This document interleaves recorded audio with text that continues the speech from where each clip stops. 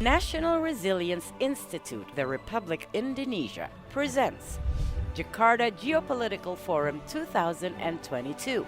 Maritime, Chasing the Future Global Stability. August 24 and 25th, keynote speaker Joko Widodo, Andi Wijayanto.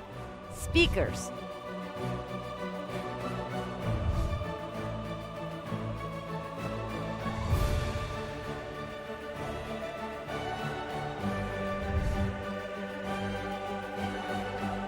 registration.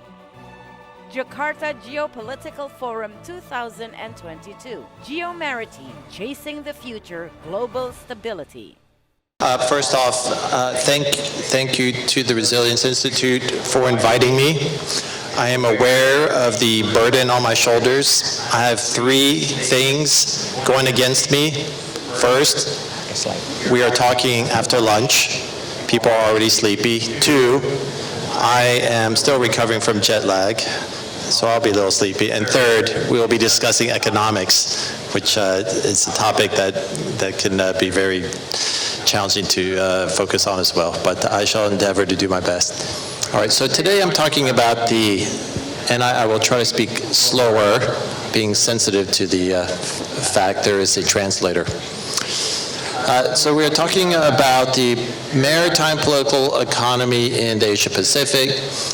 I would like to begin by noting that by all accounts, the Asia Pacific or Indo-Pacific is expected to play a critical role in the future of the global economy.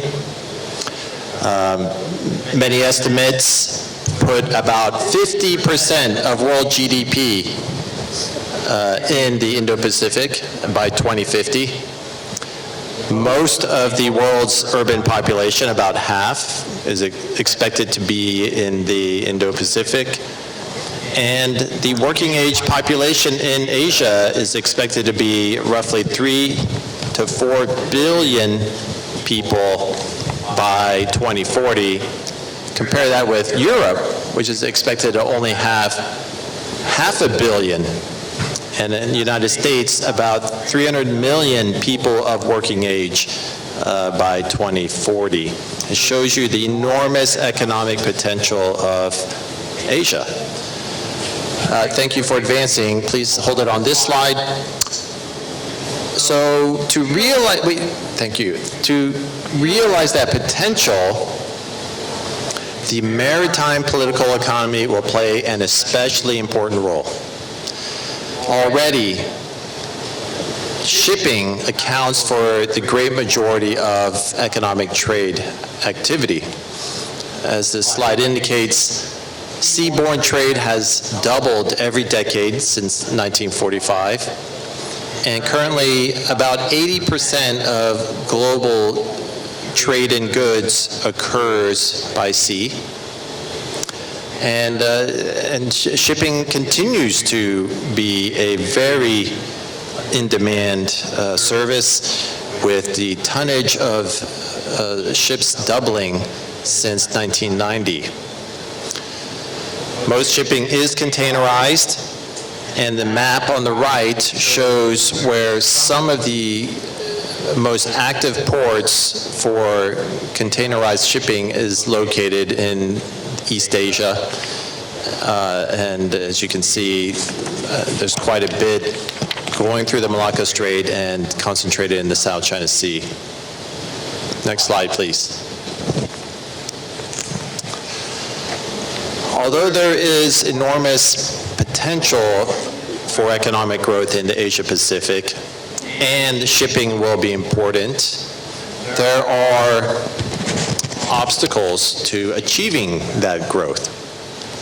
Some of them are economic. In Asia, the richest economies are already aging quickly, and their growth rates are slowing dramatically. This includes China.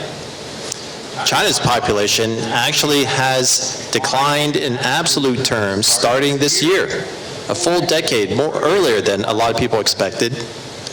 And its growth rate has been revised dramatically as well. to probably be half of what many people expected even as recently as 3 or 4 years ago. Through 2030, China's growth rate may slow down to about 2 to 3%, which is barely faster than the United States is expected to grow through that time period.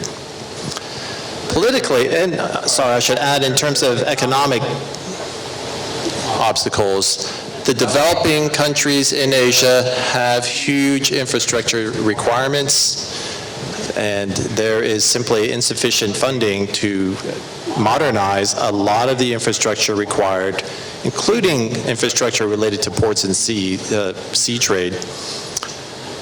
There's inadequate funding for a lot of that development. Politically, we have already discussed many of the points of tension in Asia. China continues to seek conquest of Taiwan, which they claim to own. North and South Korea have failed to resolve their differences and remain in a military standoff. In the South China Sea, China has continued to build artificial islands and carry out activities of coercion against rival claimants. And in the East China Sea, there remains a standoff between China and Japan. Overlaying all these regional disputes is the broader competition for influence between China and the U.S., resulting in an environment of considerable tension and uncertainty.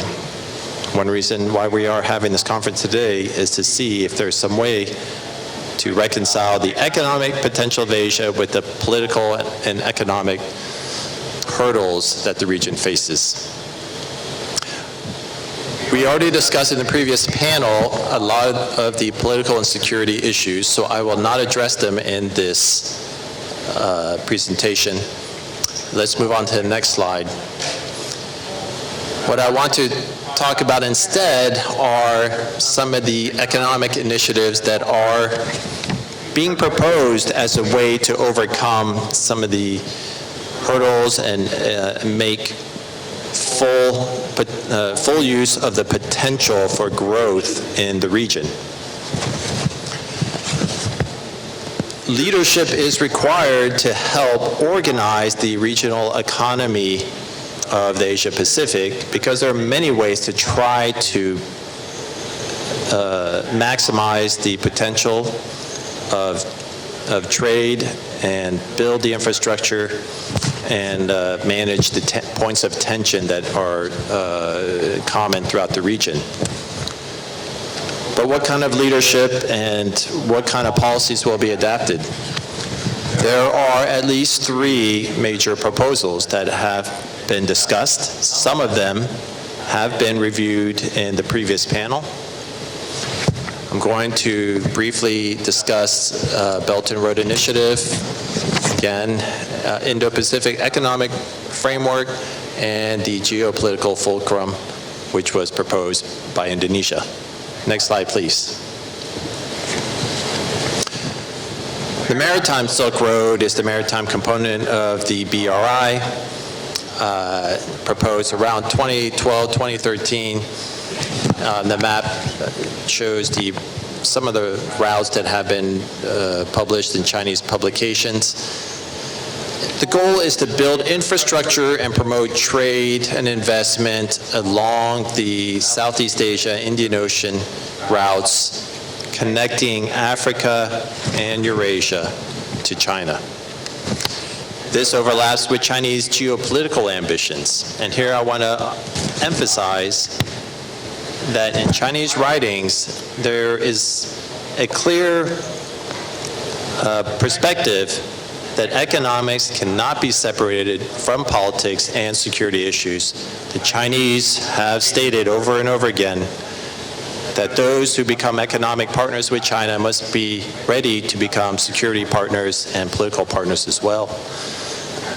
And so those political and security ambitions cannot be divorced from the economic plans of the BRI. Next slide. The U.S. also has proposed an economic idea, concept, Indo-Pacific Economic Framework. The governor discussed this in good detail in the previous panel, so I won't go into a lot of detail about it. There are 4 components. A main criticism of the IPEF is that it is not a traditional trade agreement. It does not offer the incentive of expanded market access that the previous Trans-Pacific Partnership offered. And so there are concerns about how far-reaching this is.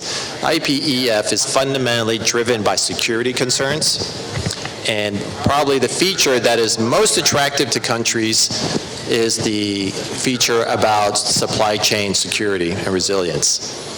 This involves a number of proposals to help countries notice and detect early on when there are serious vulnerabilities and to build resilience into their supply chains.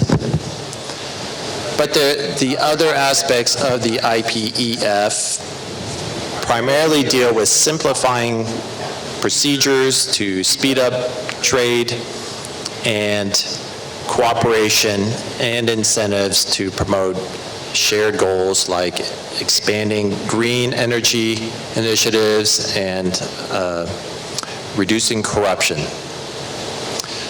There's no question that the IPEF is tied to American goals of maintaining its influence, and it is not a surprise that most of the countries that have signed on have been primarily American allies and friends, but there are other countries who are not necessarily American allies who have signed up, including Indonesia, due to their interest in one or more of these proposals or parts of this proposal. Last point I would make about the IPEF is that this is a modular agreement. It is not an agreement that requires acceptance of all 4 aspects. Countries can pick and choose which of the 4 aspects they would like to accede to, and in fact that is what has happened. Some of these aspects, of the 4. Some of these 4 features have moved faster towards agreement than others, and that is by design. Next slide, please. ASEAN has not been passive in thinking about how to build the maritime political economy, and Indonesia in particular has, at least as of 2014, actively promoted a vision for realizing the economic potential of the area. The geopolitical fulcrum was proposed by Indonesian President Joko Widodo. My understanding is that the status of this is debated. Parts of it appear to have moved forward into government policy, and other parts is less clear. Nevertheless, I think the significance here is that countries in ASEAN realize that they don't have to choose what the U.S. or the Chinese are offering, but they can be very active in shaping the choices and proposing their own choice. And in fact, I would like to suggest that is, I think, an important way for us to think about how we can build in a stable manner a framework for realizing the economic potential of the region. Next slide, please. So if we have these 3 options, and the U.S. and Chinese options have the most resources behind them, there's, I think, at least 2 ways to consider how to respond to these options. First option I call the menu option. And this is the idea, I think someone mentioned in the previous presentation, the idea of choosing right or left. This is the idea of choosing either wholesale the Chinese approach and signing up to Chinese economic leadership, political leadership, security leadership, or signing up with the U.S. political, economic, security leadership, one side or the other. That's the menu option. The other possibility I suggest is what I call a la carte. And this is the idea of countries selecting from both menus, whichever one suits them best, and not caring so much if they choose one side or the other. Both of these options have advantages and disadvantages. The first option, the menu option, one country can choose to be a good friend of either China and the United States and reap all the benefits of being the friends of that country. But the drawback is you will antagonize the rival and anger them. In the a la carte option, you have the advantage of more flexibility and probably a better chance of having your own needs met, but your relationship with both China and the United States could be more full of friction and more risky and less stable. In my analysis, what I am seeing countries do is gravitate more towards the latter option as probably the option that serves their interests best. And I think that's probably a very reasonable approach. But let's explore this more in detail. Next slide. So what I'm going to do in the last several slides is consider how the a la carte approach, which countries seem to be doing, can help address some of the issues of the maritime economy. As I mentioned, one of the needs is infrastructure. Indonesia has a tremendous number of needs for building ports and maritime transportation infrastructure. And the geopolitical fulcrum identified infrastructure as a top priority, understandably. China has offered generous funding to build some ports, certainly more than the U.S. has offered. And in many ways, China is an attractive partner and I think a reasonable choice for a partner like Indonesia to adopt at least some projects for infrastructure development. The U.S. offers about infrastructure are generally pretty limited and mainly involve incentives to try to attract private investor funding. In this case, China could be a good choice for a country who needs infrastructure and a generous sponsor like China. Next slide. On the other hand, fisheries and resources are another important part of the maritime economy.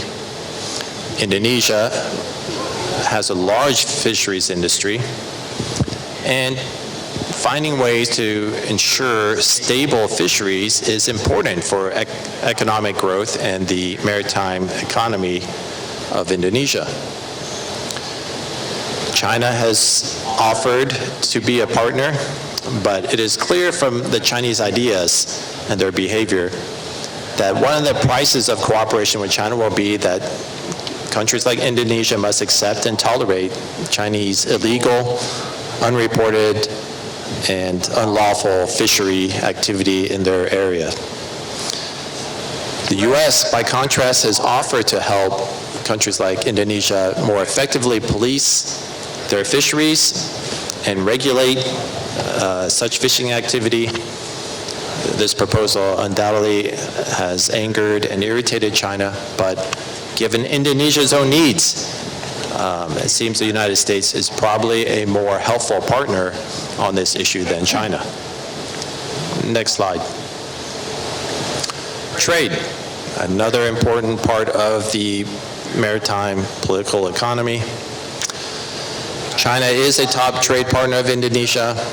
They have promoted the RCEP, Regional Cooperative Economic Partnership, which was signed in 2020 and became active as of this year. There is still a lot of debate as to how much countries like Indonesia and other ASEAN countries will actually benefit from RCEP. There's more evidence to suggest China will benefit greatly due to its ability to access markets for its industries. But nevertheless, certainly China is a huge market, and there is potential for Indonesian producers. The U.S. has not offered a trade agreement ever since the failure of the TPP, and the IPEF does not offer a meaningful change in access to U.S. markets. The U.S. has instead tried to offer updated rules for some of the cutting-edge industries like digital technologies and digital services. And the U.S. rules, in the eyes of many experts, is probably more comprehensive than what the Chinese are offering in RCEP. It is possible that participation in both Chinese trade initiatives and IPEF would benefit countries like Indonesia the most. Next slide. So to conclude, countries like ASEAN, who are divided and unlikely to come to a consensus in either supporting fully a Chinese comprehensive approach to maritime economy or U.S. approach, are likely to find, and indeed arguably are already finding, the best way to navigate these competitive proposals is to, first off, articulate clearly what are ASEAN's needs and the needs of individual countries. Second, to select from either side what serves their interests best and disregard the idea of fully endorsing one side or the other. And then recognize that at the end of the day, both the U.S. and China are interested in playing a role in the revival of Southeast Asia's economy and have a strong incentive to find ways of making this work. I'm not discounting the possibility that some of these political tensions that we discussed in the previous panel could prove problematic, but the more actively countries in ASEAN engage with the U.S. and Chinese in clarifying what their economic needs are, which proposals are most use to them, and which ones are least used to them. In my analysis, that offers the most promising prospect of achieving the shared goal of bringing about prosperity in the region. Thank you.